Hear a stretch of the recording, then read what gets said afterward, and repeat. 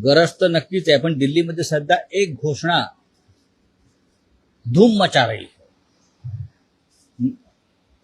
नरेंद्र भी गायब और सिलेंडर भी गायब।